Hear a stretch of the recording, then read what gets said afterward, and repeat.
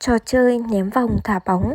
Để chơi được trò chơi này, cô đã chuẩn bị cho chúng mình một bảng rích rắc, bóng và vòng ném. Cách chơi như sau. Bạn chơi đầu tiên sẽ lên lấy một quả bóng, sau đó ra phía trên của bảng chơi, rồi thả bóng vào một vị trí bất kỳ. Bóng sẽ theo đường rích rắc mà rơi vào cốc nhựa phía bên dưới. Tiếp theo, bé cũng có thể chơi ném vòng tại bảng chơi này như sau. Trẻ lấy một chiếc vòng, sau đó về phía vạch chuẩn, đứng sau vạch chuẩn, chân trước chân sau.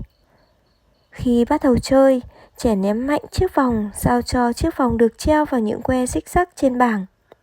Luật chơi: mỗi một lượt chơi, trẻ chỉ được thả một quả bóng hay ném một chiếc vòng. Những quả bóng hoặc vòng ném rơi ra khỏi bảng sẽ không được tính điểm. Chúng mình cùng quan sát các bạn chơi nhé.